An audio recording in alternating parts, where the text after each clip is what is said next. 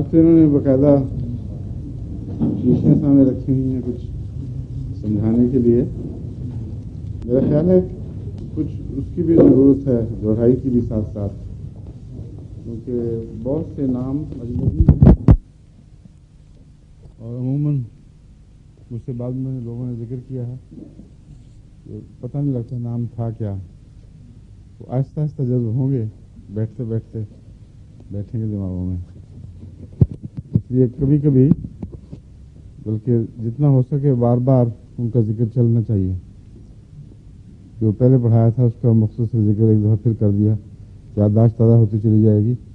ورنہ بعض علامتیں ہیں جو ذہن میں نقش ہو گئی ہیں اپنی دلچسپی کے لحاظ سے, یہ نہیں یاد رہے گا کہ اس دوا کی تھیں یا اس دوا کی تھیں. یہ بڑا کنفیوژن ہوتا ہے عموماً ہومیوپیتھ کے لیے. تو اس سے پہلے یہ جو میں نے گزشتہ دفعہ ذکر کیا تھا ہومیوپیتھی دوا بنتی کیسے ہے اور کس طرح اس کو بنا کے رکھنا چاہیے اپنے پاس. یہ وہ شیشیاں ہیں جن میں عموماً ہمیں دوائیں ملتی ہیں.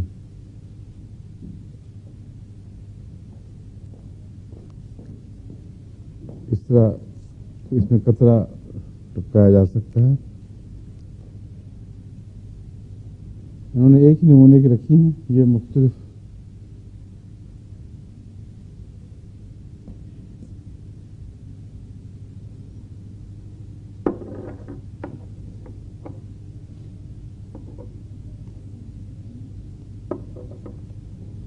اچھی دوائیں جو میرے تجربے میں آئی ہیں, ایک تو بی ٹی کی ہیں, بہت قابل اعتماد. وہ امریکن ہیں, امریکہ میں فلاڈیلفیا میں غالباً وہ جگہ ہے, دکان ہے. بی ٹی وہیں کی ہے, وہیں بنتی ہے, بورکن ٹیفل وہیں ہے. اور ایک ہے نیلسن کی ہے انگلستان میں. نیلسن والوں کی بھی اچھی قابل اعتماد دوائیں ہوتی ہیں. اور جرمنی میں ہیں مختلف شوسلر وغیرہ. تو اپنی ابتدائی دوا تو عموماً باہر کی بنی ہوئی لینی چاہیے. پاکستان میں بھی بنی ہوئی مل جاتی ہیں, ہندوستان وغیرہ میں بھی مقامی مل جاتی ہیں, لیکن ان میں مشکل یہ ہے کہ ان کے یہاں احتیاط کا معیار وہ نہیں ہوتا. اس لیے اگر خدا نخواستہ کوئی بے احتیاطی سے کچھ اور بن گیا ہو تو پھر وہ یا تو انسان فیلیور کرتا ہے, ہمیشہ کرتا رہتا ہے, اعتماد ہی اٹھ جاتا ہے اس دوا سے, اور یا پھر بعض مریضوں کو سخت نقصان پہنچ جاتا ہے. اس لیے آغاز کی دوا ہمیشہ مہنگی ہو چاہے اچھی کمپنی سے لینی چاہیے. اور ہر جو شیشی ہے اس میں ٹپکانے کے لیے نہیں ہوا کرتا کچھ. اس میں جس طرح ہے یوں کریں گے تو ایک قطرہ ٹپکے گا, لیکن ٹپکانے کے لیے اگر آپ وہ استعمال کریں ڈراپر, اس میں مشکل یہ ہے کہ ایک ڈراپر پھر دوسری جگہ استعمال نہیں ہو سکتا. اس لیے عموماً میں تو یوں کیا کرتا تھا کہ دوسری کارک والی شیشیوں میں ان کو ڈال لیتا تھا پہلے. اور اس کا طریقہ یہ ہے, یہ لیکوڈ ہے خالی الکوہل. یہ ریکٹیفائڈ اسپرٹ جو ملتا ہے اس میں غالباً 87% سے کچھ زائد الکوہل ہوتا ہے. تو یہ دوا بنانے کے لیے بہترین چیز ہے. یہ اگر اچھا مل جائے تو اس سے عام شیشی کوئی لے کر عموماً اگر آپ 1 ڈرام والی شیشی یا 2 ڈرام والی بہتر ہے وہ لے لیں تو 1 ڈرام والی شیشی میں صرف 70 قطرے پڑتے ہیں. 2 ڈرام والی میں 140 قطرے اگر پوری بھر جائے تو ہمیں دوا کو بڑھانے کے لیے عموماً 100 قطروں کی ضرورت ہوتی ہے. میں تو اس کو گنتا بھی نہیں تھا کیونکہ اپنے استعمال کے لیے ہیں, کوئی بیچنے کے لیے نہیں, جو 100% اس کو باقاعدگی اسی طرح بنایا جائے. عموماً اندازہ ہو جاتا تھا کہ اگر 140 قطرے پڑنے ہیں تو یہاں تک شیشی بھر گئی تو تقریباً اتنی ہو جائے گا. اس میں 1 قطرہ اس دوائی کا ڈالا جو انگریزی مہنگی دوائی یا جرمن یا امریکن دوائی منگوائی ہوئی ہے, اس کو شیک کر لیں تو ایک ہائی پوٹینسی اس کی بن جائے گی. اور یہ میرا تجربہ ہے کہ 30 کو ضروری نہیں کہ 30 ہی رہے, 31 بھی بن جائے تو اسی طرح کام کرتی ہے. اگر کوئی فرق ہے تو اتنا معمولی ہے کہ انسانی تجربے میں نہیں آتا وہ، لیکن احتیاطاً میں نے چونکہ زیادہ استعمال کرنی ہوتی تھی، وقف جدید کے ذریعے آگے معلمین کو بھی دینی ہوتی تھی، اس لیے میں 27-28 پوٹینسی وہاں سے منگوا لیا کرتا تھا۔ ڈاکٹر افضل لاہور میں تھے، ان سے ان کی دعاؤں کا اپنا بھی کافی اعتماد تھا، مجھے اعتبار تھا، اچھا محتاط شفا خانہ تھا وہ، اور دوسرے باہر کی اکثر بہترین دوائیں وہ منگوا کر رکھتے تھے اپنے پاس۔ تو طریقہ یہ ہے کہ ایک شیشی، آپ خالی شیشیاں ہوئے ہیں، اب یہ دیکھیں یہ پڑی نیچے، اس میں تقریباً 100 کے قریب قطرے اتنی جگہ میں آ جائیں گے، اتنی جگہ میں ایک دفعہ گن لیا جائے نا وہ آسانی رہتی ہے۔ میں نے تو اس طرح کیا تھا کہ قطرے ایک دفعہ پہلی دفعہ گن کے ڈال لیے، وہاں ایک نشان لگا لیا، پھر نظری اندازہ بہت کافی ہو جاتا ہے، 2 قطرے کم یا 2 زیادہ کوئی فرق نہیں پڑتا۔ تو آپ بھی ایسی خالی شیشیاں لے لیں اگر، تو ایک اندازہ لگا لیں کہ یہاں 100 قطرے ہوں گے، اس میں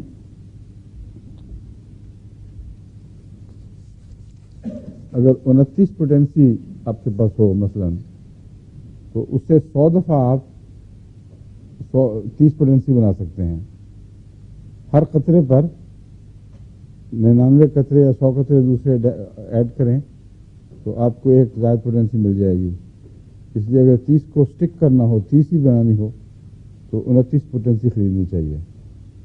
اب اگر 29 پوٹینسی 10 پاؤنڈ کی بھی آئے مثلاً، تو اس کی 100 شیشیاں تو یہ بنیں گی۔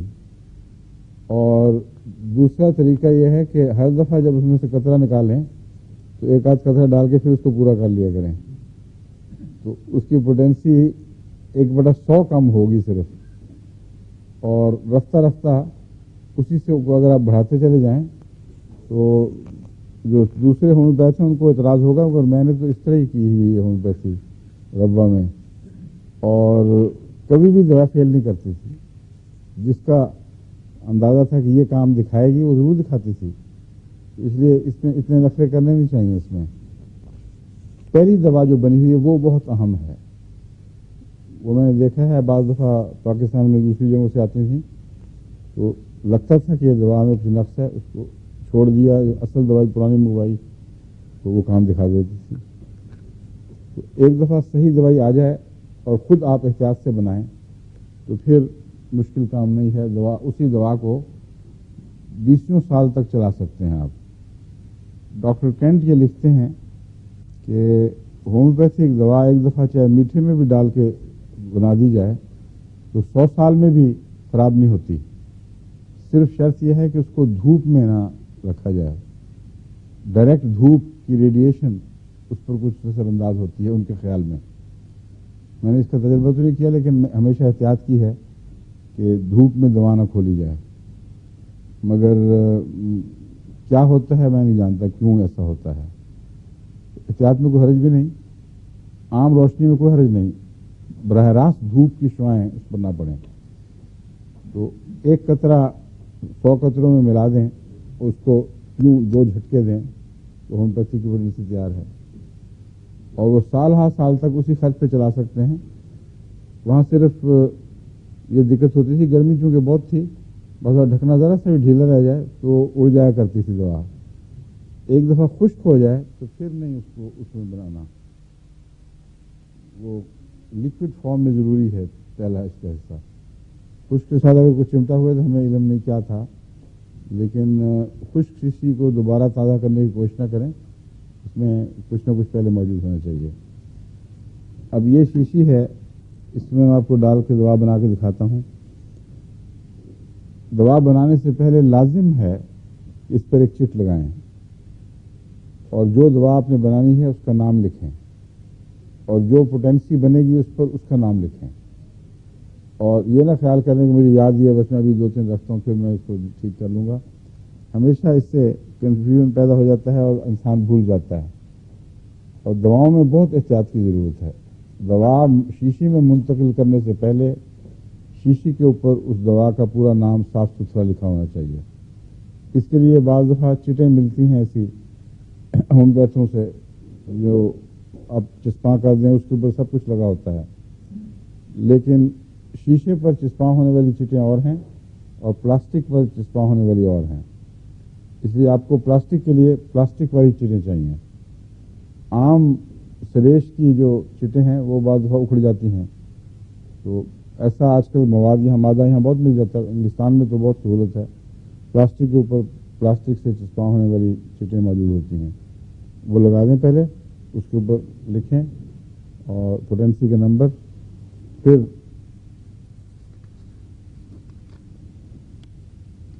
خواہ قطرہ پہلے ڈالیں خواہ لکوڈ پہلے ڈال لیں.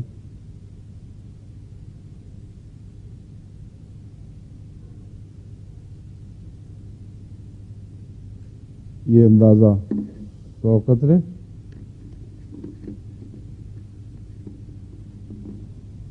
یہ دوائیں کون کون سی رکھی ہیں آپ نے؟ جلسیمیم ہے، انفلوئنزینم ہے، ایکونائٹ، آرسنک، بیسیلینم. یہ ایکونائٹ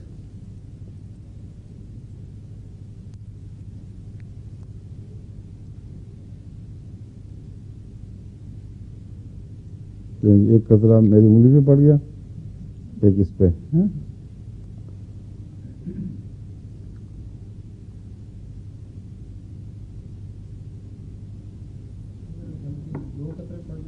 ڈونٹ مائنڈ، 2 قطرے بن جائیں تو بجائے اس کے کہ 1/100 ہو 1/50 ہو جائے گی، 3.5 پوٹینسی بن جائے گی، 30.5. تو اس سے کوئی فرق نہیں پڑتا. 30 35 40 جب 200 بھی اثر دکھاتی ہے، لاکھ بھی اثر دکھاتی ہے، تو ان چھوٹے چھوٹے باریک فرقوں کو پیش نظر رکھ کے وہم نہیں کرنا چاہیے. ایک آدھ کم ایک آدھ زیادہ کا تو سوال ہی نہیں پیدا ہوتا. ہیومن باڈی کے لیے تقریباً ایک ہی پیغام ہے اور پیغام ضرور مل جاتا ہے. تو یہ دوا تیار ہے ایکونائٹ. یوں کیا بس، اب یہ دوا تیار ہے. اب آپ کی اصل شیشی محفوظ. اور دوسرا طریقہ یہ ہے کہ ایک اگر لجنا ہے مثلا، وہ اپنی ایک دوا بنا لیں، دوا خانہ. ہر ایک کو خریدنے کی ضرورت نہیں. جس نے دوا لینی ہے وہ اپنی اس میں سے شیشی لائے، مگر اس کو پتہ ہوگا بناتے کس طرح ہیں، غلط ہاتھوں میں نہ جائے وہاں، ورنہ وہ گڑبڑ کر دیں گے. تو وہ اپنی وہاں سے شیشی میں سے ایک قطرہ لے، اپنی شیشی بنائی اور چلی گئی. تو سب کو مفت دوائیں مل جائیں گی. اور خدام الحمدیہ یا جماعت کی طرف سے انتظام ہو سکتا ہے. ان مفت دواؤں کے نتیجے میں بے حد خرچ بچتے ہیں. روزمرہ اگر کسی کو خود طب یا کسی اور ذریعہ شفا کا علم نہ ہو تو بڑی مصیبت ہوتی ہے گھر میں. آئے دن کوئی نہ کوئی بیماری اور بھاگو پریشانی. اور اس میں ہومیوپیتھک میں تو پھر آپ کو پوری طرح اعتماد ہوگا اور اللہ کے فضل سے کافی اثر کرتی ہے. اور ایک دوائی نے اگر اثر نہیں کیا، دوسری دے دی، تیسری دے دی. جب تک اثر نہ کرے تجربے کرتی رہیں، کوئی نہ کوئی تو کام آئے گی ضرور انشاءاللہ. تو خطرہ کوئی نہیں. اور فوری یہ نہیں ہے کہ ڈاکٹر نہ آیا تو گیا آدمی. عام طور پر بہت سہولت پیدا ہو جاتی ہے. کسی وقت آدھی رات کو کوئی تکلیف ہو جاتی ہے بچوں کو، اپنے آپ کو بھی، فوری طور پر اس سے فائدہ ہو جاتا ہے. پھر ایسی مؤثر دوائیں ہیں اللہ کے فضل سے کہ دمے کے ایکسٹریم کیسز میں جہاں عموماً ہسپتال میں لے جانا پڑتا ہے، یا بعض دفعہ آج کل یہ چھینکوں کی بیماری پھیلی ہوئی ہے جس کو ہے فیور کہتے ہیں، اور بھی 2-3 نام ہیں اس کے. ہے فیور کے علاوہ یاد ہے آپ کو؟ ہاں. تو ایسے ان میں بھی بہت اچھی دوائیں ملتی ہیں. جو مختلف فوری دواؤں کی ضرورت پیش آتی ہے ان میں زیادہ تر دمہ ہے اور اسہال، پیچش، پیٹ کی درد اور قے اور اچانک بخار ہو جانا، چوٹیں مختلف قسم کی. یہ تو ایسی دوائیں ہیں جو ہر حالت میں ساتھ رہنی چاہیے. اور ایلوپیتھک دوائیں اگر آپ اٹھائیں تو آپ کو اچھا خاصا بوجھ اٹھا کر پھرنا پڑے گا، لیکن اور پھر وہ بھی جلد ختم ہو جاتی ہیں۔ اگر آپ نے دوسروں کو فائدہ پہنچانا ہو تو مشکل پیش آ جاتی ہے۔ ہومیوپیتھک دوا کی اگر آپ لیکوڈ لے جائیں مثلا، اور یہ یقین ہو کہ وہ گرے گی نہیں، تو اس صورت میں ایک قطرے سے آپ 100 قطرے بنائیں، اور پھر اس سے ایک قطرہ لے کے بنائیں تو 10,000 قطرے بن جائیں گے اس ایک قطرے سے، اور اس کو آپ پانی میں حل کر کے پورے قافلے کو، آپ قافلہ کیا سینکڑوں آدمیوں کو وہی دوا دے سکتے ہیں۔ کیوں جی؟ اب سوال جو ہیں وہ بعد میں کرنے ہیں۔ غالباً آپ ہی نے شکایت کی تھی، اس لیے اپنی شکایت پہ قائم رہیں۔ میں نے کہا تھا کہ بیچ میں جو سوال ہوتے ہیں اس سے ڈیک ٹوٹ جاتی ہے، اور اس لیے اس کو سختی سے منع کیا جائے۔ اور اب ہاتھ اٹھا رہے ہیں کہ شری بیگم یہ تمہارے بھی ہیں؟ ہاں تمہارے سامنے احتجاج کیا تھا نا انہوں نے؟ ہاں ہاں ٹھیک ہے۔ اچھا، یہ جو دوا بنانے کا طریقہ ایک تو یہ ہے نا، لیکوڈ کر دیا، پھر اس کو گولیوں میں کس طرح بنانا ہے۔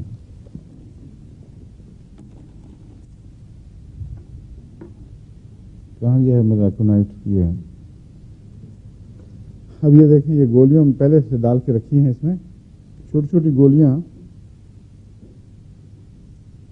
یہ گولیاں ہیں، یہ غالباً 20 نمبر کی ہیں۔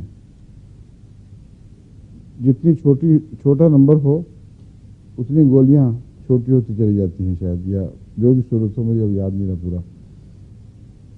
بعض گولیاں بہت باریک آتی ہیں، یہاں عموماً نیلسن والے بہت باریک گولیاں دیتے ہیں، تو اس سے کوئی فرق نہیں پڑتا موٹی گولیاں ہوں یا چھوٹی گولیاں ہوں۔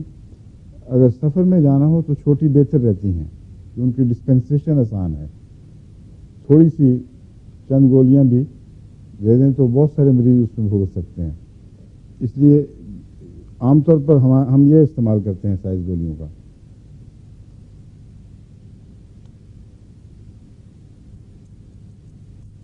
یہ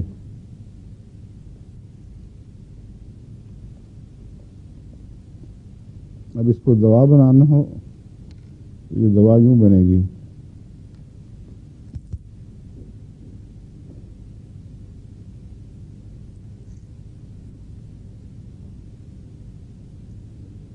دوا مؤنث ہے کہ مذکر ہے؟ نہیں، دوائی کی وجہ سے ہم اسے مؤنث استعمال کرنے لگ گئے ہیں۔ اصل آپ ڈکشنری دیکھیں، دوا تو مؤنث ہی ہے نا۔ درد کیا ہے؟ مؤنث کے مذکر؟ درد، سر درد ہو گئی ہے بھی کہتے ہیں۔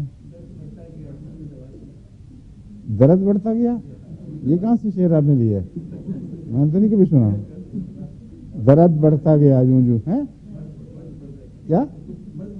مرض نہیں، پھر وہاں اس کو مرض کر دیا، درد کو درد کر دیا۔ مرض بڑھتا گیا جوں جوں دوا کی، مرض نہیں ہے لفظ، مرض، اور درد نہیں ہے بلکہ درد ہے۔ تو درد کی مثال میں آپ نے مرض کی مثال دے دی ہے، ملتی جلتی باتیں ہیں۔ عام طور پر درد مذکر استعمال ہوتا ہے، لیکن عرف عام میں اب مؤنث بھی استعمال ہونے لگ گیا ہے۔ سخت درد ہو رہی ہے کہتے ہیں نا، بہت درد کہاں درد ہو رہی ہے بتاتے ہیں، لیکن میرا خیال ہے یو پی ایس جو ہے وہ مذکر ہی استعمال کرتے ہیں اس کو، درد ہو رہا ہے۔ پائی نہیں، آپ نے بھی اچھا تماشا کیا، وہی تماشا کیا یہ والا، درد لا دوا پائی۔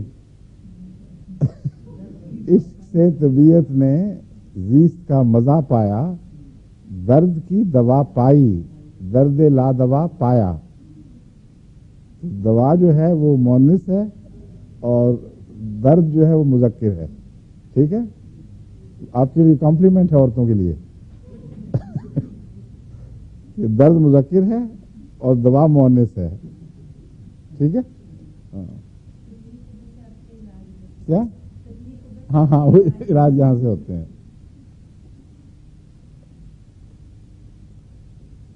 اور سردردی کیا ہے؟ مؤنث کے مذکر.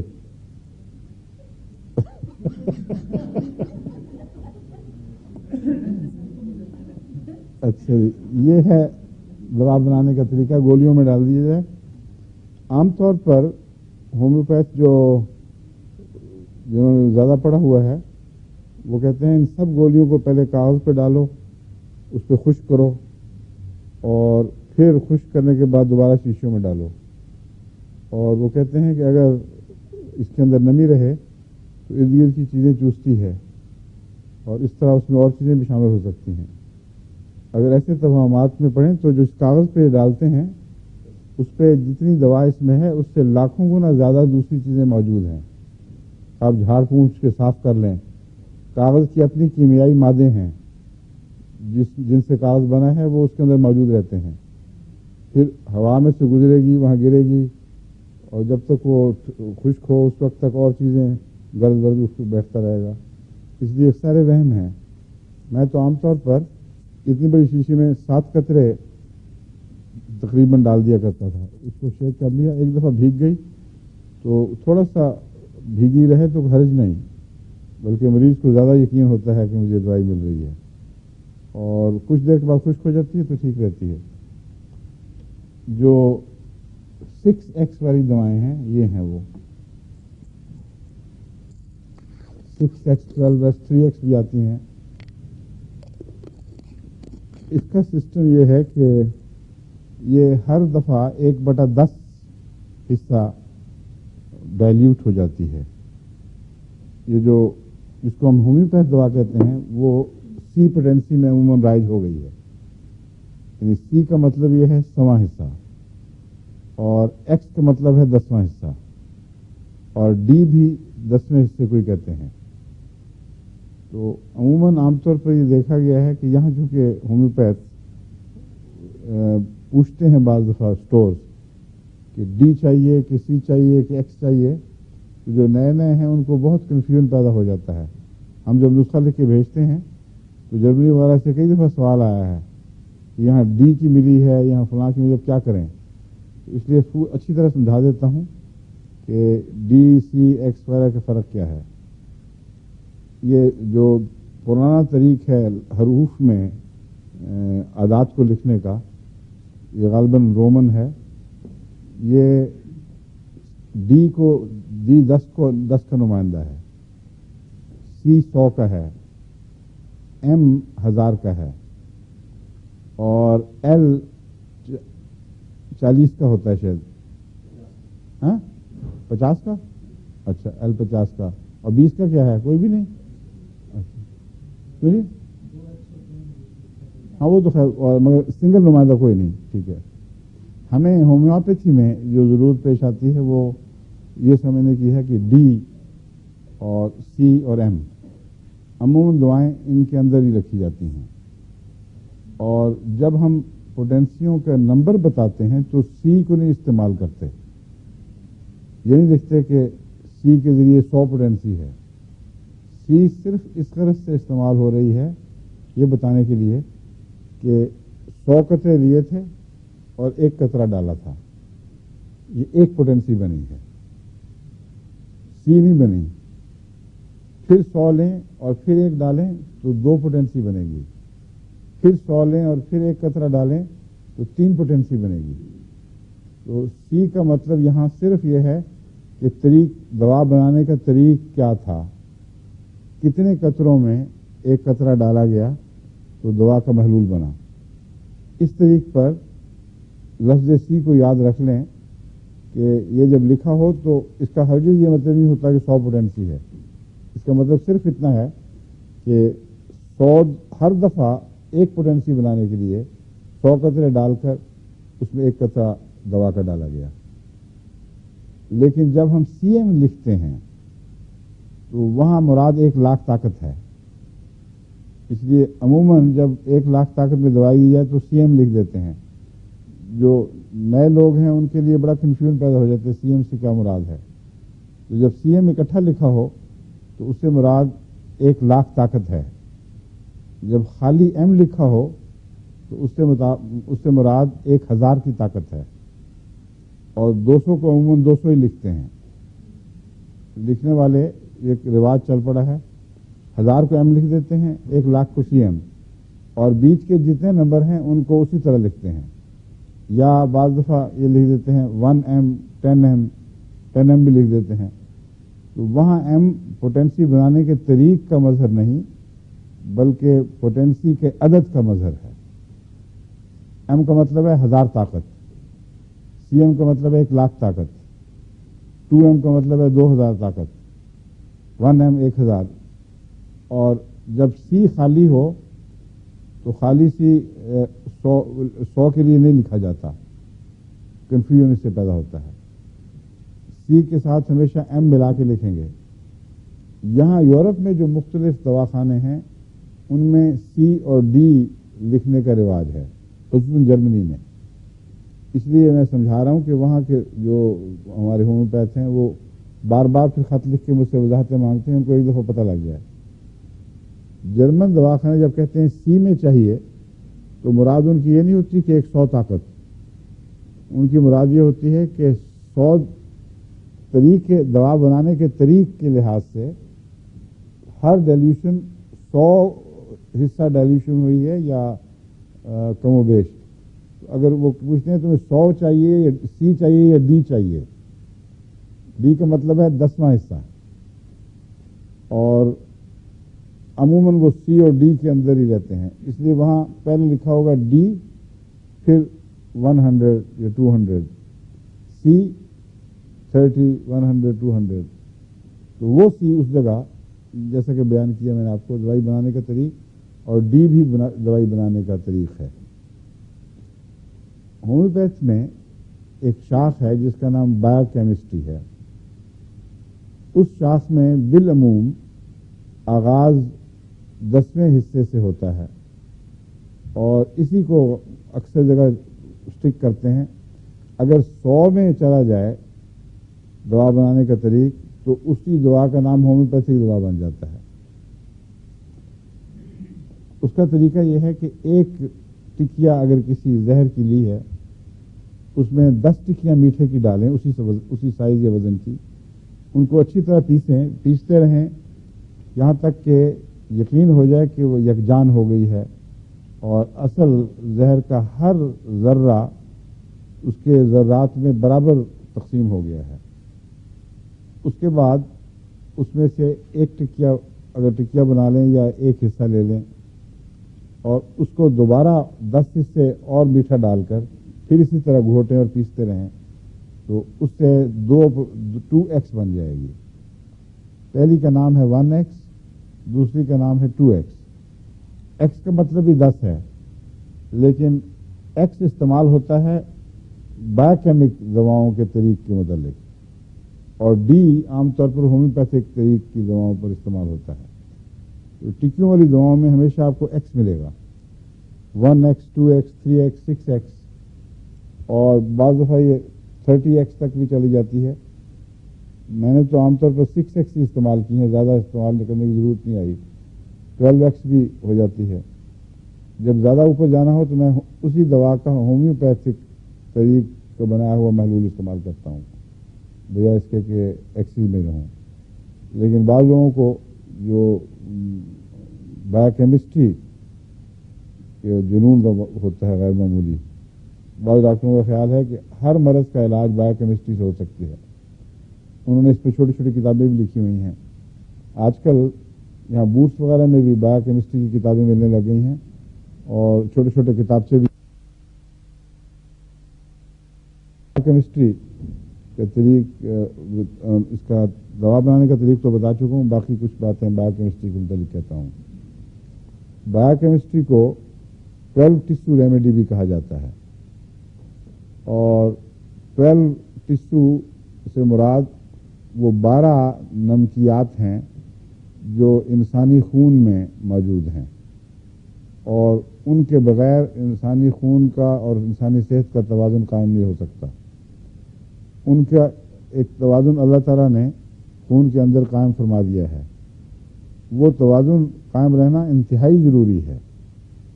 اس لیے بیماریوں میں باوجود اس کے کہ مریض بہت شدید بیمار ہو چکا ہو، الا ماشاء اللہ وہ توازن نہیں بگڑتا، اور چیزوں کے جسم کے حصوں کو قربان کر دیا جاتا ہے لیکن اس کے توازن کو قائم رکھا جاتا ہے۔ مثلا نمک اگر خون میں کم ہو رہا ہے تو جسم کے بعض حصوں سے وہ نمک واپس خون میں آ جائے گا۔ نیٹرم ہے یا کالی ہے، پوٹاش کم ہو رہی ہے تو وہ واپس آ جائے گی۔ ایسے موقع پر کمزوری بہت محسوس ہوگی اور کیلشیم کی کمی واقع ہو جاتی ہے۔ خون کا توازن بہرحال قائم رکھنے کی کوشش کی جاتی ہے، یعنی خدا تعالیٰ نے ایسا قانون بنا رکھا ہے کہ خون کو زیادہ اہمیت ملتی ہے، بس جہاں سے کوئی نمک جسم کے حصے سے کم ہو جائے اور خون میں داخل ہو جائے تو وہ وہاں کی کمزوری پیدا ہو جاتی ہے۔ بایو کیمسٹ کا خیال یہ ہے کہ نمکیات کا توازن بگڑنے سے انسانی اعضاء بیماریوں کے مقابلے کے اہل نہیں رہتے، اس لیے اللہ تعالیٰ نے جو ہمیں 12 نمکیات عطا فرمائی ہیں اور خون کے لیے وہ کافی ہیں، اس لیے ہمارے لیے بہت کافی ہے کہ ان کے اندر رہتے ہوئے ہر بیماری کا علاج کریں۔ لیکن ان 12 نمکیات کے علاوہ بھی خون میں بہت سی چیزیں ہیں، اور جگر بھی بہت شمار دوائیاں بنا رہا ہے اور بہت سی ایسی چیزیں ہیں، مثلا انسولین تو ان 12 میں شامل نہیں، لیکن اگر یہ نہ ہو تو پھر مرض پیدا ہو جاتا ہے۔ اس کا جواب وہ یہ دیتے ہیں کہ انسولین کا نہ ہونا بھی انہی کی خرابی کی وجہ سے ہے۔ اگر یہ 12 نمکیات جسم میں اپنا توازن برابر رکھیں تو انسانی اعضاء، ہر قسم کے اعضاء کی صحت کی ضمانت ہے۔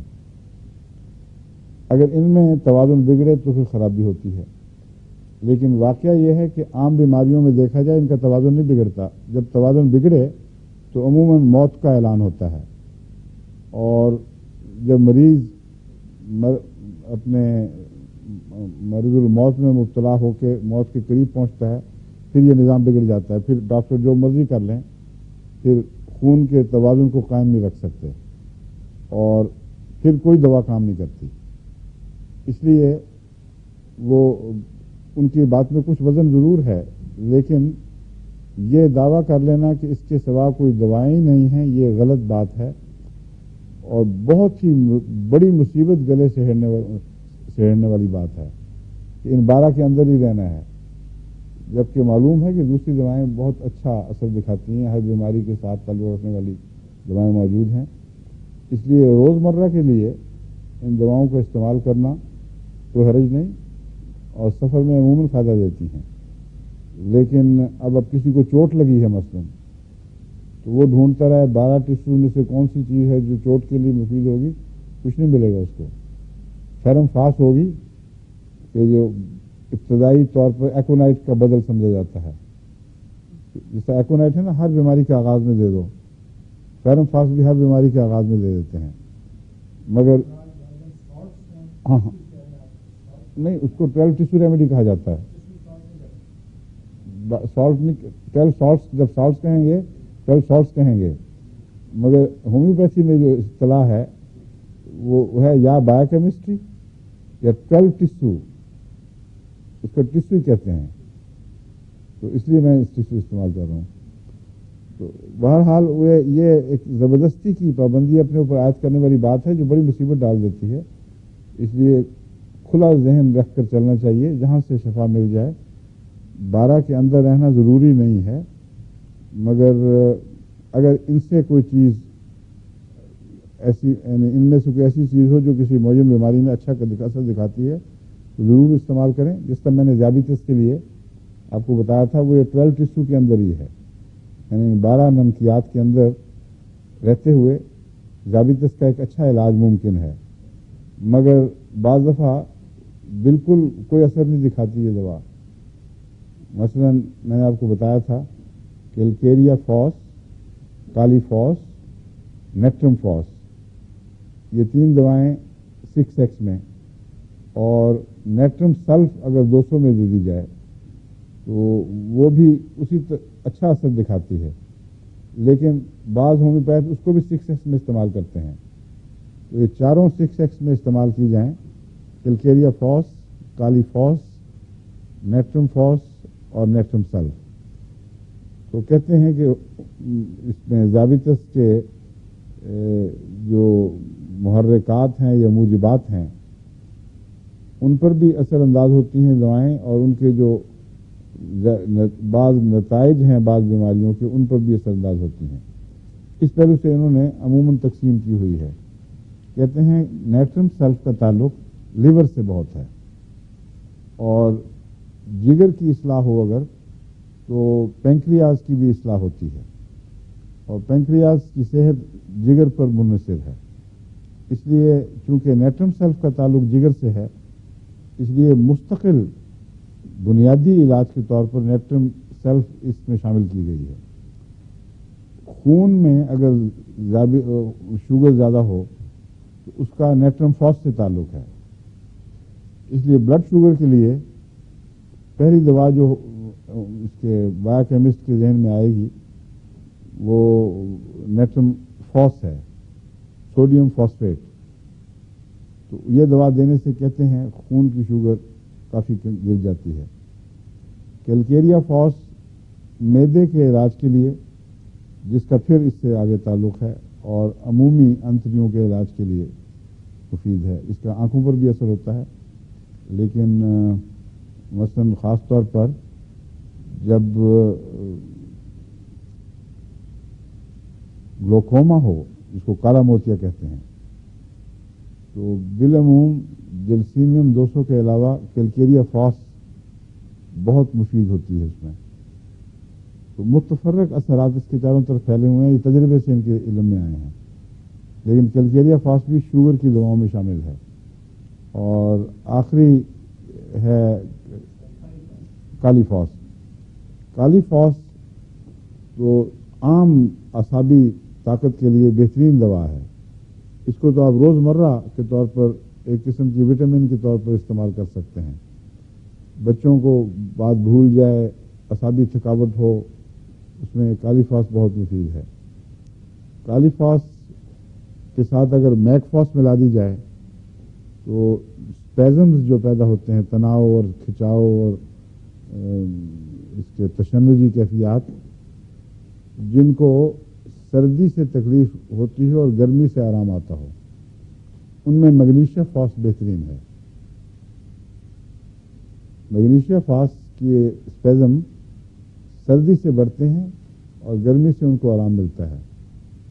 بیلاڈونا کے اسپیزم گرمی سے بھڑکتے ہیں اور سردی سے ان کو آرام ملتا ہے۔ کیوپرم کے اسپیزم گرمی سے بھڑکتے ہیں، سردی سے ان کو آرام ملتا ہے۔ اسپیزم سے مراد ہے یوں اچانک گول سرکولر فائبر ہو یا دوسرا، جب اچانک بند ہو جائے تو اس کو اسپیزم کہتے ہیں، اور اس سے جو شدید درد کی کیفیت پیدا ہوتی ہے اس میں یہ دوائیں مفید ہیں۔ مگر پھر بھی یاد رکھیں کہ صرف میک فاس کو لے کر اگر آپ اسپیزم دور کرنے کے لیے چلیں گے تو کوئی فائدہ نہیں ہوگا، تھوڑا سا ہوگا اور اکثر جگہ ناکامی ہوگی۔ اس لیے یہ خیال کر لینا کہ یہ 12 ٹیشو ریمیڈی ہر بیماری میں مفید ہوگی غلط ہے۔ کیوپرم انتڑیوں کے اسپیزم کے لیے استعمال ہوتی ہے، مگر کیوپرم میں گرمی پائی جاتی ہے، بیلاڈونا میں گرمی پائی جاتی ہے۔ کیوپرم کے جو اسپیزم ہیں وہ بہت گہرے اور لمبا عرصے تک رہنے والے ہیں۔ کیوپرم مرگی کی سب سے زیادہ استعمال ہونے والی دوا ہے، اگرچہ ہر کیس میں اثر نہیں دکھا سکتی، لیکن بہت سے کیسوں میں روزمرہ کے استعمال سے اس کو کافی ریلیف دیتی ہے۔ اور اس کا مطلب یہ آغاز ایسی مرگی کا عموماً بچپن میں انتڑیوں کی تکلیف سے ہوتا ہے۔ میں نے جو اپنے تجربے میں دیکھا ہے نظر دوڑا کے، کیوپرم ہر مرگی کا علاج دراصل نہیں ہے۔ بعض دفعہ بچے کو پیٹ میں انتڑیوں میں اسپیزم ہوا ہے اور پیٹ درد کا دورہ ہوا ہے، کولنج جس کو کہتے ہیں، تو ڈاکٹر کوئی ایسی دوا دے دے جو زبردستی اس کولنج کو کھول لے اور اس بیماری کا علاج نہ کرے جس کے نتیجے میں وہ کولنج پیدا ہوا، تو ایسا مرض بعض دفعہ مستقل بیٹھ جاتا ہے انسان کے جسم میں. اور یہ ایسے مریض بعض جو شدید کولنج کے نتیجے میں بغیر بیماری کو شفا دیے آرام پا گئے ہوں، ان کو ہومیوپیتھ کا تجربہ یہ ہے کہ مرگی ہو جاتی ہے، اور اس مرگی کا کیوپرم سے تعلق ہے، اور کیوپرم گرم مزاج دوا ہے، اس لیے کیوپرم والا اسپیزم جو ہے وہ میکفاس سے حل نہیں ہوگا. تو اس طرح ریلیشن شپ جو ہے وہ ساتھ ساتھ میں بتاتا جاؤں گا. یعنی کیوپرم پہ ابھی ہم نہیں آئے، مگر ضمن تھوڑی سی بات کیوپرم کی بھی کر دی. اب میں آپ کو واپس لے کے جاتا ہوں آغاز کی طرف، جہاں سے ہم نے دوائیوں کا ذکر شروع کیا تھا، تاکہ ان کی موٹی موٹی علامتیں جو آپ کے دماغ پر نقش ہوئی تھیں وہ نقش تازہ ہو جائیں، اور ایک دوا کا دوسری دوا سے فرق واضح ہوتا جائے.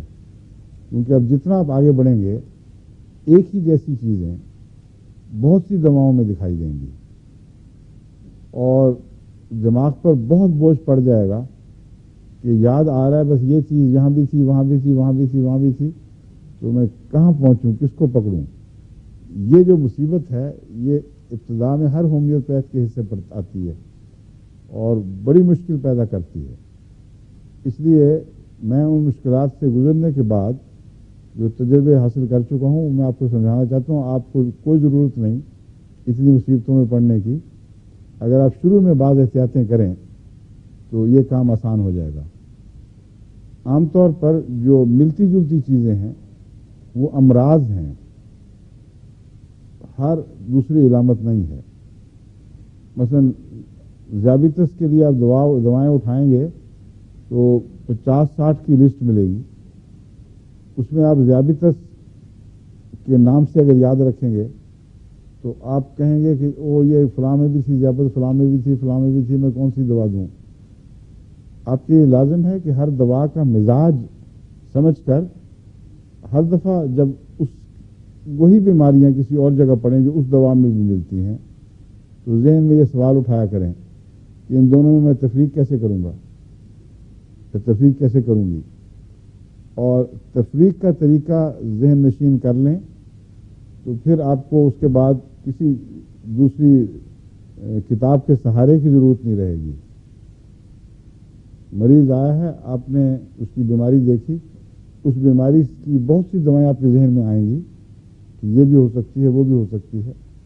اگر آپ کو تفریق کرنی آ جائے تو یعنی امتیاز کرنا ایک دوا کے مزاج کا دوسری دوا سے، تو پھر بہت آسانی پیدا ہو جائے گی، اور شفا کا آپ کا انسیڈنس جس کو کہتے ہیں فیصد شفا عطا کرنے کا معیار خدا سے کافی بڑھ جائے گا. ایکونائٹ کا میں نے آپ کو بتایا تھا کہ ایکونائٹ میں اچانک پن ہے اور شدت پائی جاتی ہے، زور پایا جاتا ہے. ایکونائٹ کی طرح بیلاڈونا میں بھی پایا جاتا ہے. بیلاڈونا کی مرضیں بھی اچانک آتی ہیں اور ان میں شدت پائی جاتی ہے، خون ایک جگہ دورہ کرتا ہے زور کے ساتھ. ایکونائٹ میں بھی ایسا ہوتا ہے، مگر بڑا فرق یہ ہے کہ ایکونائٹ کا خوف بیلاڈونا میں نہیں پایا جاتا. اس میں ایک قسم کی بے حسی سی پائی جاتی ہے. تکلیف ہے، تکلیف کا احساس ہے صرف، لیکن یہ کہ میں مر جاؤں گا، مجھے یہ ہو جائے گا، یا کل کو میرا جنازہ نکلے گا تو کیا بنے گا، اس قسم کے وہم اور شدید خوف یہ ایکونائٹ میں ہے. تو اب آپ کو تمیز پتہ لگ گئی. ایک آدمی کہتا ہے مجھے سر درد شروع ہوئی اچانک، یا اچانک چھاتی میں درد ہوئی ہے، یا بخار ہو گیا ہے، کسی کو انفیکشن ہو گئی ہے، اور اس طرف خون کا دباؤ غیر معمولی طور پر نظر آتا ہے. تو آپ کے لیے کچھ مشکل نہیں ہے، اس سے ایک دو باتیں مریض سے کریں گے آپ کو پتہ چلے گا کہ یہ خوفزدہ مریض ہے یا عام مریض ہے. اگر وہ عام ہے تو بیلاڈونا کام کرے گی، ایکونائٹ نہیں کرے گی. اور اگر آپ کے پاس وقت نہ ہو اور کثرت سے دوائیں دینی ہوں تو ایسی صورت میں بعض دفعہ ایکونائٹ اور بیلاڈونا کا مکسچر بنا دیا جائے تو دوا خود ہی فیصلہ کر لیتی ہے میں نے کام کرنا ہے کہ اس نے کام کرنا ہے. آپ اس کی باریاں تقسیم کر لیتے ہیں. جہاں بیلاڈونا کی بیماری ہوگی وہی کام کرے گی، ایکونائٹ کی خبر بھی نہیں ملے گی جسم کو. جہاں ایکونائٹ ہوگا وہاں بیلاڈونا خاموش ہو جائے گا. لیکن یہ ہر دوا کے ساتھ آپ نہیں کر سکتے. بعض دواؤں میں آپس میں اختلاف پایا جاتا ہے مزاج کا، یعنی ایک نیام میں دو تلواریں نہیں رہ سکتی، ان کو آپس میں نہیں ملانا چاہیے. مگر بعض ہیں جن میں ملانے میں حرج بھی کوئی نہیں. مثلا یہی ہے بیلاڈونا ایکونائٹ، اس کے ساتھ اگر آپ بعض صورتوں میں جلسیمم بھی ملا دیں تو کوئی نقصان نہیں.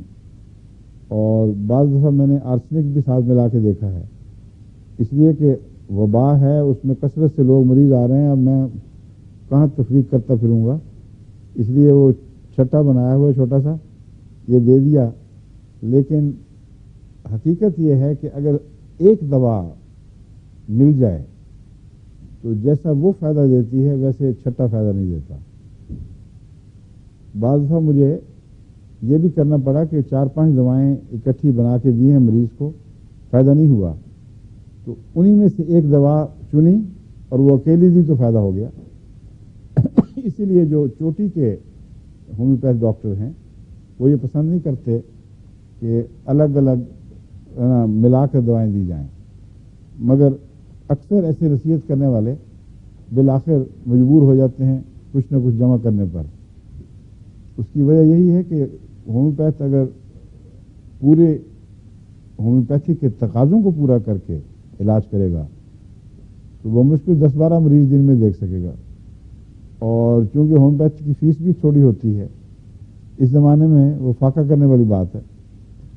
اور پھر مریض اتنے ہیں جن کو وبائی مریض وغیرہ، وہ کیا کرے بیچارہ. تو اس لیے یہ رجحان شروع ہو چکا ہے. وہ لوگ جو پہلے اس کو سختی سے رد کرتے تھے ان میں بھی اب یہ رجحان ہے بناتے ہیں. لیکن یہ احتیاط رکھنی چاہیے کہ اونچی پوٹینسی میں نہ بنائی جائے. راجہ صاحب کو اختلاف ہے مجھ سے، مجھے پتہ ہے، وہ تو سی ایم میں بھی بنا دیتے ہیں. اور ہمارے وقف جدید والے جو ہومیوپیتھ ہیں وہ بھی بڑا کھلا ہاتھ رکھتے ہیں اونچی طاقتوں میں، لیکن ان کے غلط استعمال سے بہت نقصان پہنچ جاتا ہے.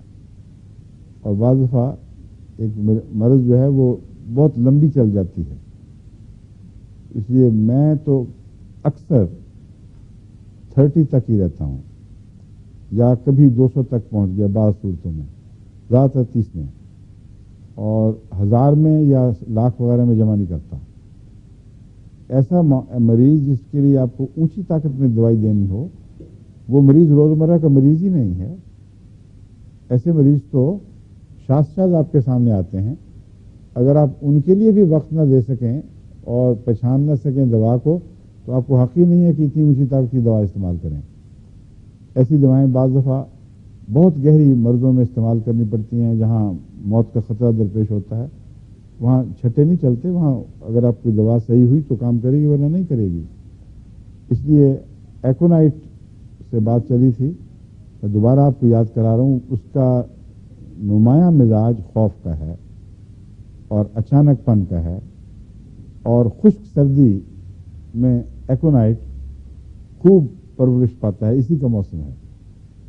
جو امراض خشک سردی میں اچانک آئیں اور خوف ہو، وہاں آپ آنکھیں بند کر کے ایکونائٹ دیں، اور 2-3 خوراکوں میں ہی ایکونائٹ بہت نمایاں اثر دکھائے گی. اور اس کے علاوہ جیسے کہ میں نے ایک دفعہ بتایا تھا، بعض مزمن بیماریوں میں بھی یہ اثر دکھاتی ہے. حالانکہ ہومیوپیتھ صرف آغاز کے لیے استعمال کرتے ہیں. آغاز کے لیے تو اتنا رواج ہے اس کا کہ بغیر دیکھے خوف ہے یا نہیں ہے، سردی تھی یا گرمی تھی، جو مریض آئے اس کو پہلے ایکونائٹ دے دیتے ہیں بعض ہومیوپیتھ. فائدہ ہو گیا تو ہو گیا، ورنہ پھر بعد میں دوائی دیں گے. اس کا فائدہ ان کو یہ پہنچتا ہے کہ کچھ حصہ ضرور فائدہ اٹھا جاتا ہے. مریضوں کی ایک تعداد ہے جو فائدہ اٹھا جاتی ہے، اور اگر نہ فائدہ ہو تو اس کا نقصان کوئی نہیں ہے. ایکونائٹ کھا کر کسی دوسری دوا کے لائق رہتا ہے مریض، یعنی ایکونائٹ کا ایسا اثر نہیں کہ کسی دوسری دوا کو فائدے سے روک دے. تو اس لیے آغاز میں اگر آپ نے یہ کام کرنا ہو تو بے شک کریں، لیکن اس کو مستقل روٹین بنانا اچھی بات نہیں. شروع میں نزلہ ہوتے ہی اگر ایکونائٹ دیا جائے تو آج کل نزلے کا بھی دور ہے، اس میں بعض دفعہ فائدہ پہنچتا ہے. لیکن ایک اور بات یہ ہے کہ جو نزلہ موسمی نزلہ جس کو میں نے ابھی نام لیا تھا ہے فیور کہتے ہیں، اس کا عموماً ایکونائٹ سے کوئی تعلق نہیں ہے. ایکونائٹ کا مزاج آنی جانی ہے. اچانک نزلہ ہوا اور یا چھوڑ دیا یا کچھ دیر چمٹا رہا یہ اور بات ہے. یہ مزمن مرض نہیں ہے نزلہ، لیکن ہے فیور مزمن مرض ہے. علامتیں ایک جیسی ملتی جلتی ہیں. ہے فیور کو ہم کیوں ایک دائمی مرض کہتے ہیں اور عام نزلے کو کیوں نہیں کہتے؟ اس کی وجہ یہ ہے کہ عام نزلہ مختلف قسم کے جراثیم کے نتیجے میں آتا ہے، چلا جاتا ہے، اور دائمی کیفیت کو ظاہر نہیں کرتا. ہر آدمی کیسا بھی صحت مند ہو، کسی بھی مزاج کا ہو، وہ نزلے کا شکار ہو سکتا ہے. دائمی تب ہوگا جب اس کسی مریض کا مزاج ایسا ہو کہ وہ دائمی نزلاتی بیماریوں کا مریض ہو. اس صورت میں ایکونائٹ یا ایسی کوئی دوا کام نہیں کرے گی، اس کے آغاز ہی میں دیں آپ، کیونکہ بیماری مستقل موجود ہے. اس کا ایک عارضی مظہر آج یا کل ظاہر ہوا ہے، اس میں ایکونائٹ کا کوئی کام نہیں ہے. نہ وہ فائدہ دے گی، نہ اس طرف دماغ جانا چاہیے. اس میں مریض کا علاج ضروری ہے، اور جب تک مریض کا صحیح علاج نہ ہو اس کو ان چیزوں سے چھٹکارا نصیب نہیں ہو سکتا. ہے فیور میں عام طور پر پولن سے اس کا تعلق ہوتا ہے. اب بہار کا موسم آ رہا ہے، اب اس میں ہے فیور خوب عام ہوگا. اس کی چھینکوں میں عام طور پر جو پہلے میں علاج کیا کرتا تھا نیٹرم میں 200 دیتا تھا، اور اگر اس کا فائدہ ہو جائے تو ٹھیک، ورنہ سیباڈیلا 6 میں یا 30 میں. سیباڈیلا جب آپ پڑھیں گے کتاب میں تو وہاں لکھا ہوگا کہ یہ چھینکوں کی سردار دوا ہے. اور اکثر ہومیوپیتھ جب چھینک کا نام سنتے ہیں تو سیباڈیلا پہلے دماغ میں آتی ہے. لیکن ہے فیور میں میں نے اس کو استعمال کر کے دیکھا ہے، بعض دفعہ فائدہ دیتی ہے، نہیں بھی دیتی، بلکہ اکثر نہیں دیتی. اس کی اپنی خاص قسم کی علامتیں ہیں سیباڈیلا کی. ان علامتوں کے ساتھ اگر وہ علامتیں مریض میں ہوں گی تو سیباڈیلا فائدہ دے گی، ورنہ نہیں دے گی. اس لیے ہے فیور کے نام پر اس کو استعمال کریں گے تو اکثر آپ ناکام ہوں گے.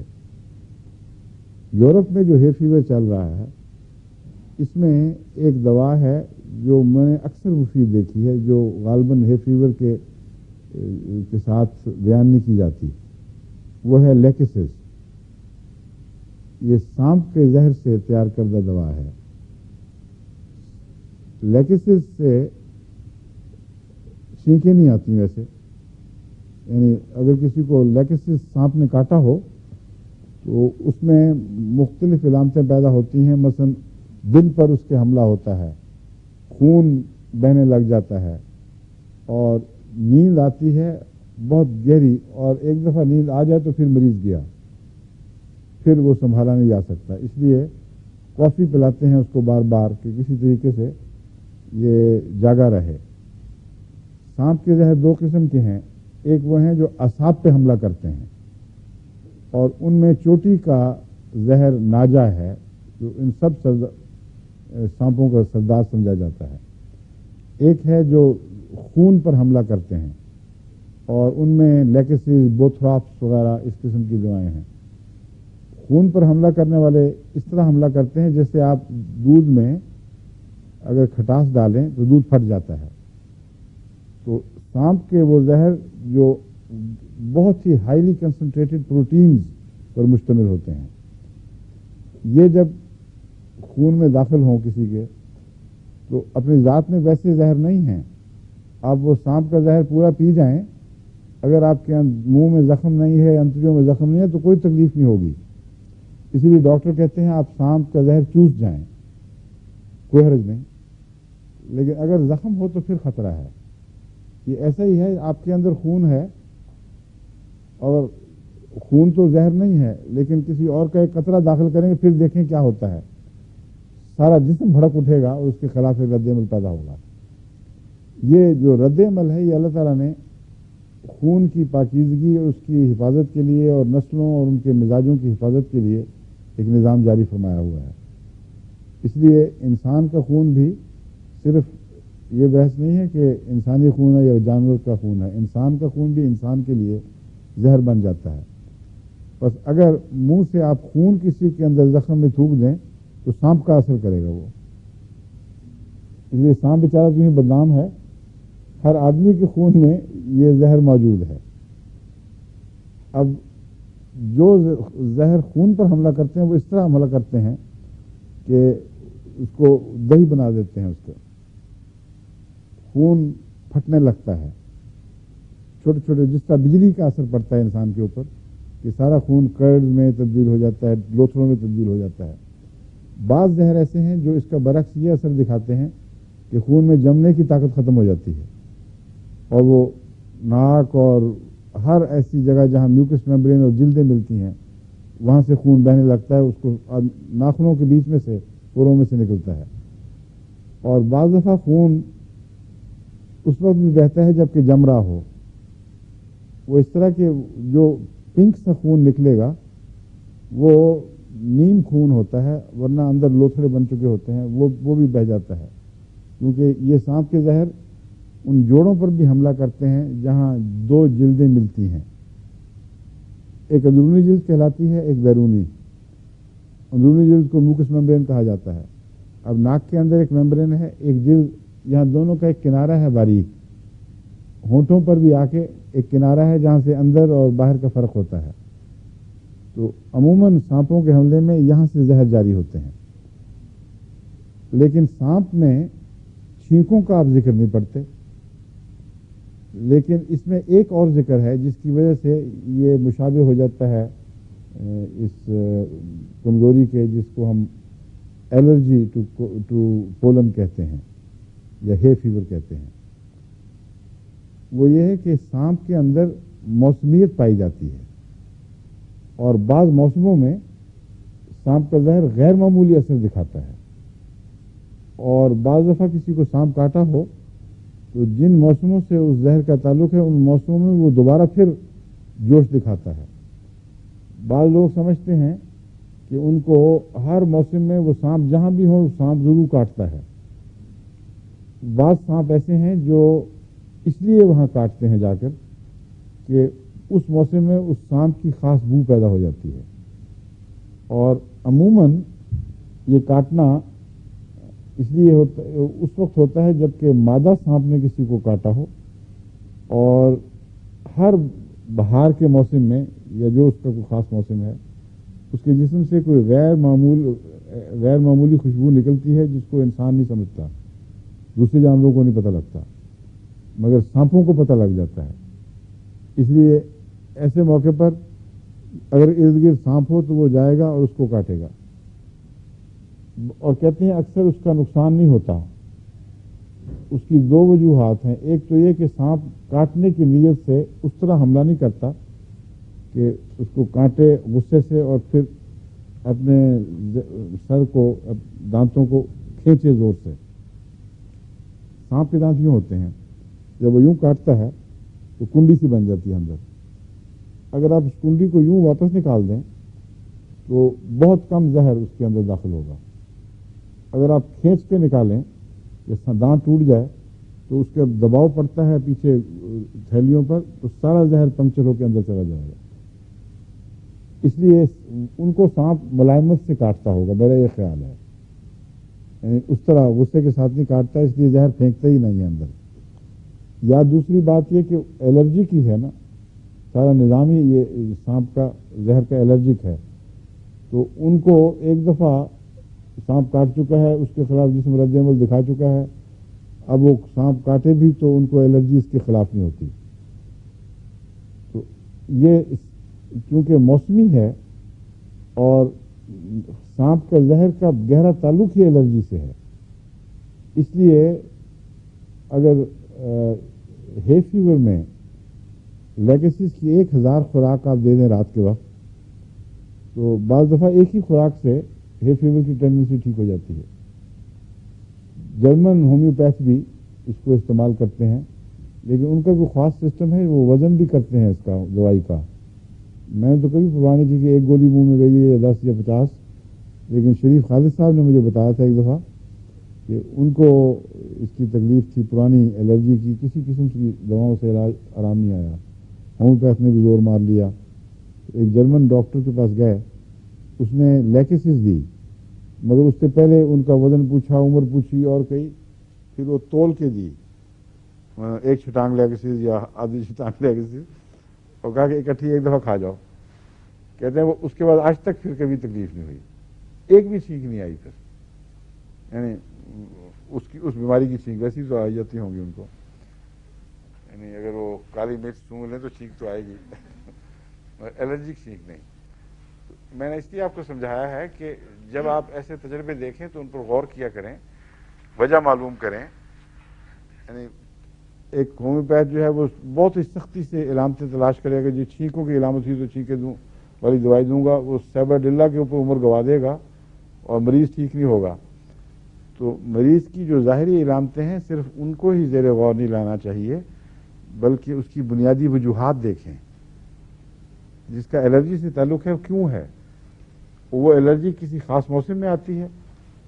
اگر وہ بہار کی الرجی ہے تو سانپ کا زہر بھی بہار میں جوش دکھاتا ہے، اس لیے اس الرجی کی درستی میں سانپ کے زہر کو دخل ہو سکتا ہے.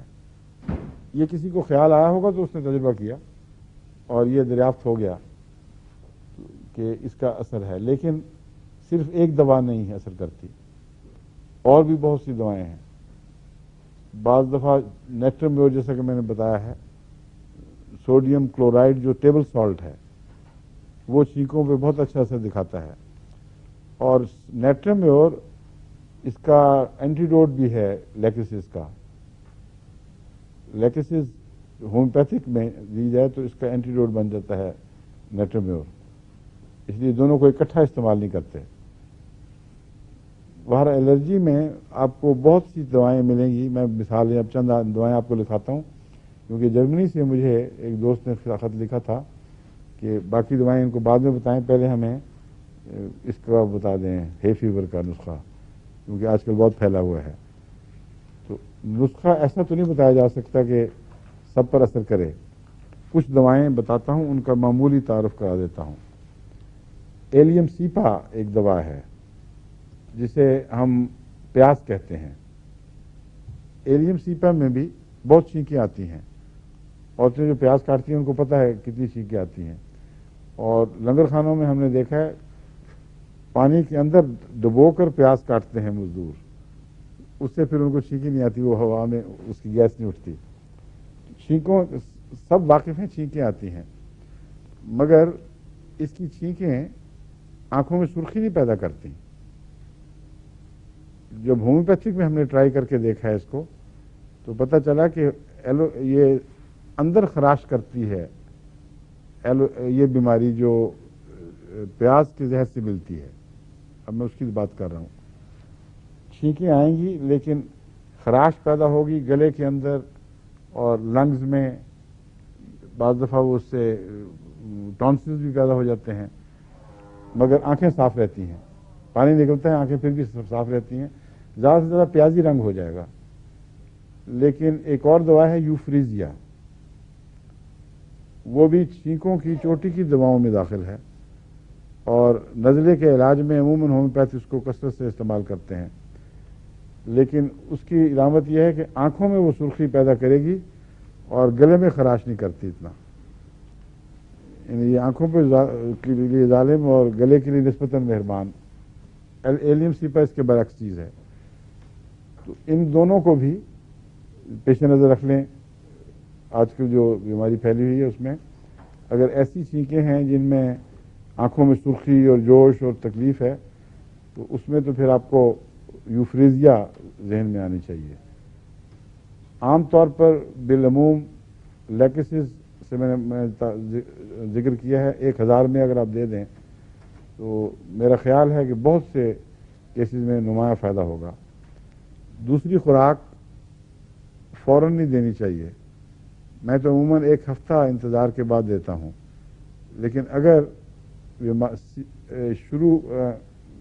یعنی بیماری ٹھیک ہو کر دوبارہ پھر سر اٹھانے لگے پھر اس وقت ایک خوراک دے دی جا سکتی ہے.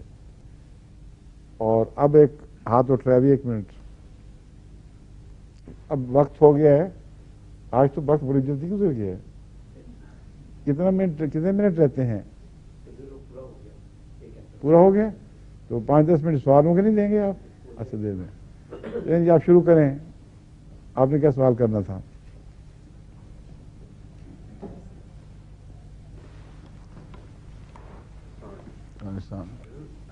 جو آپ نے یہ پوٹینسی تیار کی تھی اس میں الکوہل میں، اس کو جو آپ نے پوٹینسی تیار کی ہے اس کو پھر گولیوں میں مکس کر سکتے ہیں یا کیا جو پوٹینسی آپ نے تیار کی ہے؟ ہاں یہ دیکھیں وہ بنا کے آپ کو دکھائی بھی تھی گولیوں میں. یہ آپ نے ڈالی نہیں تھی تو میں نے اس لیے ڈال دی تھی. باہر نہیں رکھتی رہتا. نہیں وہ بناتے وہ وقت تو اس میں ڈالی تھی وہ بناتے وقت نہیں ڈالی تھی.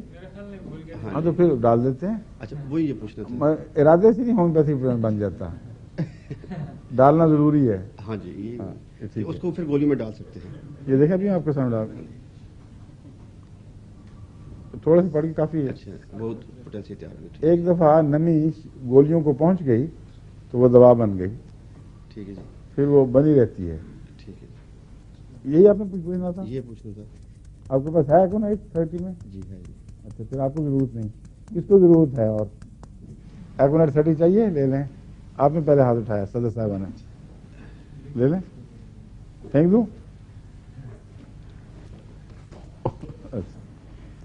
ایک اور چیز آپ نے کہی تھی کہ ایکونائٹ زیادہ مقدار میں استعمال نہیں کرنی چاہیے. کیا میں نے کب کہا تھا؟ زیادہ نہیں استعمال کرنی چاہیے آپ نے یہ کہا تھا. نہیں پہلے ایک لیکچر میں کہا تھا. بالکل نہیں کہا میں نے. شکر ہے آپ میرے ترجمے نہیں کرتے ورنہ کچھ کا کچھ پیغام پہنچا دینا تھا.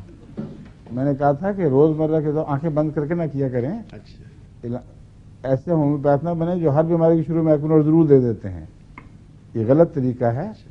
ایکونائٹ کی علامتیں ہوں تو پھر یہ کام کرے گی، اور اگر ابتدا میں کچھ کام کرتی بھی ہے تو اصل دوا سے آپ کو غافل کر دیتی ہے. پھر آپ آسان ہو جاتے ہیں.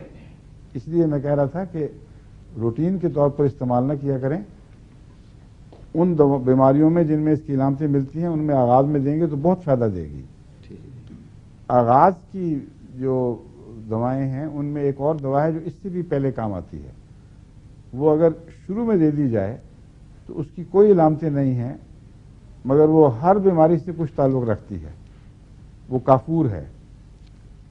کافور کی جو ہومیوپیتھک پوٹینسی ہے یہ خصوصیت سے اس لیے ساتھ رہنی ضروری ہے کہ ہیضے کا بہترین علاج ہے اور بہت سے زہروں کا اینٹیڈوٹ ہے. اور اگر ہلکی سی سردی کا احساس جو کمزوری سی بن جاتا ہے انسان کے اندر اور محسوس ہوتا ہے کہ یہ سردی عام نہیں، یہ ایک بیماری بننے والی ہے، اس وقت اگر آپ کافور کھا لیں ہومیوپیتھک پوٹینسی میں تو اچانک جسم کو وہ گرم کر دے گا اور پھر وہ بیماری ٹل جائے گی.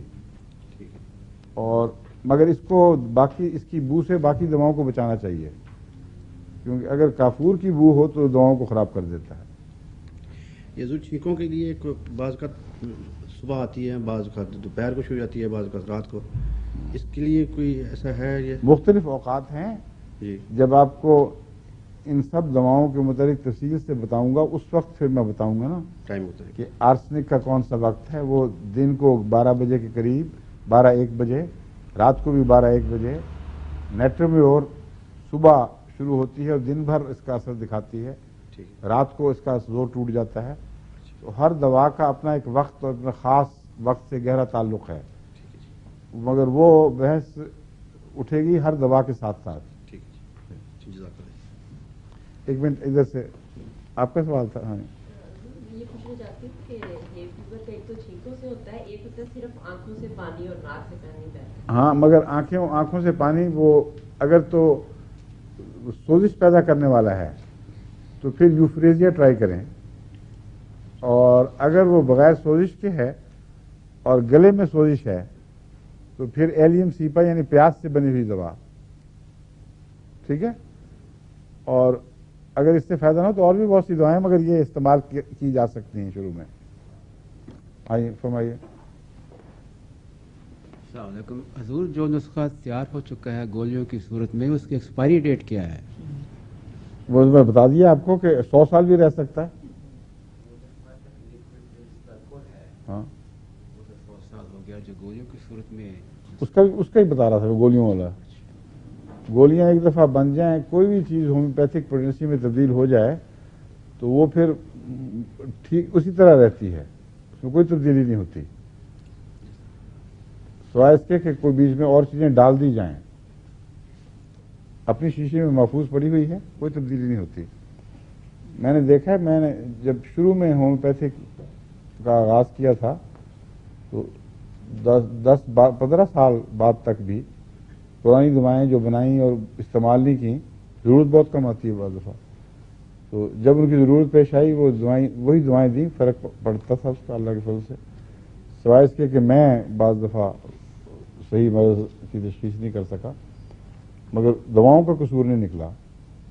تو دوائیں کام کرتی ہیں, مگر جو غیر ذمہ دار ہومیوپیتھ سٹورز ہیں ان پر اعتبار نہیں, کیونکہ بعض دفعہ وہ چٹے نہیں لگاتے وقت کے اوپر, کسی پر کچھ لگا دیا, کہیں وہ بدبودار جگہ میں یا کمفر پاس کھولا ہوا ہے اس کے ساتھ دوائیں کھول دی ہیں, وہ الگ مسئلہ ہے.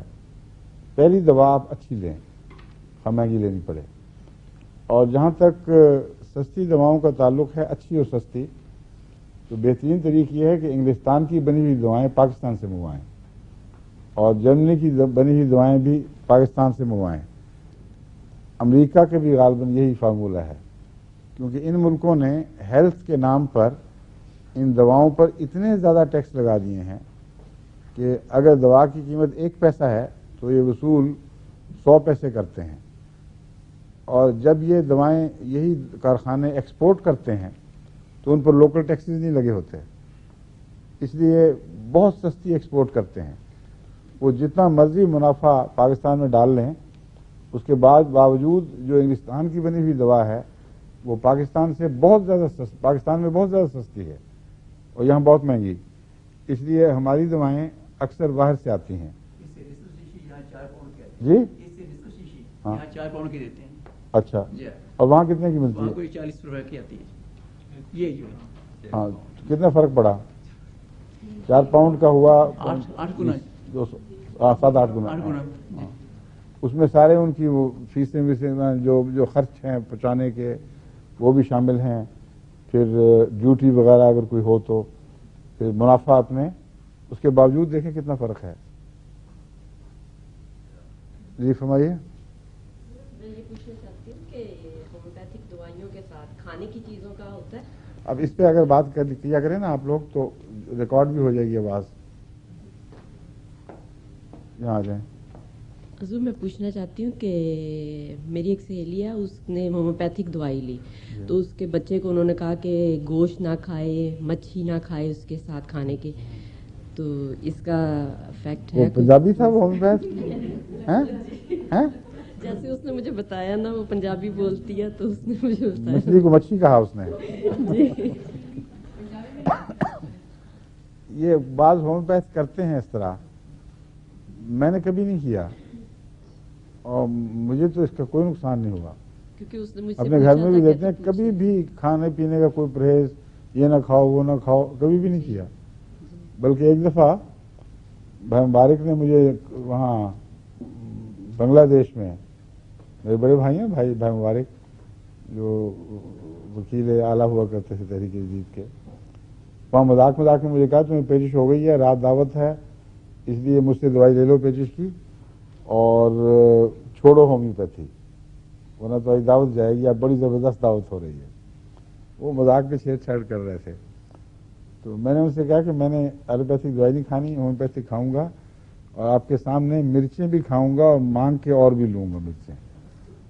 اور مجھے اس لیے میں نے تحدید سے کہا, یہ نہیں کہ تعصب سے کہا تھا, کہ مجھے تجربہ تھا اس پیچش کا. براؤنیا 200 میں کھا لیتا تھا تو فوراً آرام آتا تھا, ابھی بھی آتا ہے, ان علامتوں میں ضرور آتا ہے. پھر اس سے پتہ چلتا ہے کہ وہ دوائیں درست ہیں اور ہومیوپیتھی بھی درست ہے. میں نے 2 خوراکیں براؤنیا کی کھائیں اور رات دعوت میں گئے اور باقاعدہ ان کے سامنے دکھا کر مرچیں کھائیں, مرچیں مانگ کے کھائیں, کوئی تکلیف نہیں ہوئی. بلکہ میرے یہاں جو مہمان آتے ہیں بعض انگریز یا یورپین، کئی دفعہ ان کو شوق ہوتا ہے مرچیں کھا جانے کا، سمجھائیں بھی کہ بھی زیادہ ہیں کباب یہ نہ کھائیں، کھا لیتے ہیں، اور اس کے بعد پھر میں ان کو برانیاں منگوا کے دیتا ہوں، اور پریونٹو کے طور پہ بھی کام کرتی ہے۔ 1-2 خوراکیں برانیوں کی کھا لیں تو صبح کی تکلیف سے بچ جاتے ہیں۔ تو دوائیں بہت گہرا اثر کرتی ہیں، اور جب صحیح استعمال ہوں تو ضرور اثر کرتی ہیں۔ نہیں، کھانے سے اتنا بھی بے تعلق نہ ہو کہ آپ کا اگر علاج درست نہ ہو اور آپ نے مرچیں شروع کر دی خام خواہ، اور ہو سکتا ہے برانیاں اس بیماری کا علاج ہی نہ ہو تو مصیبت پڑے گی۔ اس لیے جو نارمل پرہیز ہے، میں یہ کہا کرتا ہوں مریضوں کو، فارمولہ یہ ہے تمہارے لیے کہ جو چیز تمہیں تکلیف دیتی ہے وہ نہ کھاؤ، مگر یہ کہ گوشت نہ کھاؤ، فلاں چیز نہ کھاؤ، یہ میں نہیں کہا کرتا۔ بعض مریض ہیں ان کو ویسی بات چیزیں تکلیف دیتی ہیں، مثلا مجھے مسور کی دال تکلیف دیتی ہے، میں چنا کھا لیتا ہوں، ماش کھا لیتا ہوں، ہر چیز دوسری چیز، مسور کی دال مجھے تکلیف دیتی ہے، تو اب یہ کسی وقت بچپن میں الرجی ہو گئی اس سے، تو یہ نہیں میں کہتا کہ مسور کی بھی ضرور کھاؤں میں، مراد یہ ہے کہ عام حالات میں جو دوا آپ کو جو غذا تکلیف دیتی ہے وہ نہ کھایا کریں، جو نہیں دیتی وہ بیماری میں بھی بے شک کھایا کریں، یہ مراد ہے صرف۔ فرمائیے۔ ایک منٹ۔ حضور، یہ ہومیوپیتھک کی بعض کتابوں میں یہ لکھا ہوا ہے کہ دوائی دیتے وقت شکر، لوکاد اور اس کا بھی دھیان رکھنا چاہیے، کہ مثلا بعض جگہ کہ لمبے قد کا اور پتلا جسم میں یہ دوائی دینی چاہیے، اور نیلی آنکھیں اور فیئر رنگ جو ہے اس میں یہ، وہ آپ کو میں سمجھا دوں گا جب ان کی باری آئے گی، یہ مطلب نہیں ہے جو آپ سمجھ رہی ہیں۔ ہاں، ایک منٹ۔ کھانے سے فوراً پہلے یا فوراً بعد نہیں کھانی چاہیے، یہ میرا تجربہ ہے کہ وہ اتنا اچھا اثر نہیں دکھاتی۔ سب سے اچھا اثر ہومیوپیتھی خالی پیٹ دکھاتی ہے، اس لیے میں عموماً 2 کھانوں کے درمیان کہا کرتا ہوں کھانے کے لیے، اور یا صبح نہار منہ یا کھانے کے گھنٹہ 1.5 کے بعد، تو اس وقت دراصل کھانے کے فوراً بعد جو خون کی توجہ ہے وہ معدے کی طرف ہو جاتی ہے، اور ہومیوپیتھ کسی طرح خون کی توجہ کسی اور طرف مبذول کرنا چاہتی ہے، تو معلوم ہوتا ہے ان 2 طبی رجحانات کا آپس میں ٹکراؤ ہو جاتا ہے۔ فرمائیے۔ پوچھنا چاہتا کچھ عرصہ پہلے سنا تھا کہ ایلوپیتھک اور ہومیوپیتھک وہ ذاتی میرا خیال ہے کہ ایک وقت میں ایک ہی سسٹم استعمال کرنا چاہیے، جس پر ڈاکٹر یا حکیم کا اعتبار ہو یا ڈاکٹر کا، تو ان میں آپس میں کوئی تضاد بھی ہو سکتا ہے؟ بتاتا ہوں، آپ کی جو فطرت صحیح ہے اس نے جو آپ کو جواب دیا وہ بالکل درست ہے، کہ عام طور پر ایک سسٹم کو ہی اختیار کرنا چاہیے، سوائے اس کے کہ آپ کو علم ہو کہ دوسرے سسٹم میں کیا دیا جا رہا ہے اور اس کا کیا رد عمل ہوگا، ورنہ اس سے نقصان ہو جاتا ہے۔ میں آپ کو مثال دیتا ہوں، بعض دفعہ جو گہری بیماریاں ہیں لوگوں کی جن کو اعتماد نہ ہو، ان کو میں کہتا ہوں کہ چلو تم وہ نہ چھوڑو، یہ بھی شروع کر دو، اگر فائدہ ہو جائے تو پھر وہ کم کر دینا، تو اس طرح یہ الگ استثنائی بات ہے۔ مگر میں مثال دیتا ہوں، ابا جان کو جب بیماری میں آرٹیریوسکلروسس ہوا تھا، اور کسی وجہ سے ڈاکٹر ان کو بلڈ پریشر بڑھانے کی دوا دے رہے تھے، کیونکہ آرٹیریوسکلروسس میں لو بھی ذمہ دار ہو جاتا ہے اور ہائی بھی ذمہ دار ہو جاتا ہے اس کا۔ بہرحال کوئی وجہ ایسی تھی کہ ان کو ڈاکٹر کوئی دوائی ایسی دے رہے تھے جس میں بلڈ پریشر اونچا کرنا چاہتے تھے، اور میں دوائی دے رہا تھا جس سے بلڈ پریشر نیچے ہوتا ہے۔ منور نے مرحوم نے مجھے اس کی اجازت دی تھی، بے شک میں ساتھ کرتا رہوں۔ اس وقت وہ ہومیوپیتھ زیر علاج نہیں تھے، منور کے یا ڈاکٹروں کے زیر علاج تھے، مجھے چھٹی ملی تھی کہ تم بے شک ساتھ جو مرضی کرنا کرو۔ ایک دن مجلس میں بیٹھے منور نے بڑی پریشانی کا اظہار کیا کہ جتنی دوائیں ہم بلڈ پریشر بڑھانے کی دے سکتے ہیں دے چکے ہیں، لیکن فکر کی بات ہے کہ اونچا نہیں ہو رہا۔ تو میں نے بھائی کو کہا کہ اس لیے کہ میں دے رہا ہوں نیچے کرنے والی۔ اس سے پتہ چلا کہ باوجود اس کے کہ آپ کی ڈرگس تیز ہیں، ہومیوپیتھک اگر صحیح ہو علامتوں کے مطابق تو اس کا حکم زیادہ بالا رہے گا، وہ چلتا ہے. تو انہوں نے کہا اچھا بند کرو، میں نے بند کی، بلڈ پریشر نارمل ہو گیا، ان کی دواؤں نے اثر کرنا شروع کر دیا. اب یہ ایک میرے علم میں آئی ہے بات کہ جس سے پتہ چلتا ہے کہ ایلوپیتھک رجحان اور ہے، ہومیوپیتھک اور ہے، آپس میں ٹکراؤ ہو سکتا ہے اور بعض دفعہ اس کا نقصان بھی ہو سکتا ہے، پھر جیسا کہ اس کیس میں ہو رہا تھا. کہتے ہیں وقت ہو گیا، باقی کل انشاءاللہ. ٹھیک ہے، السلام علیکم، خدا حافظ.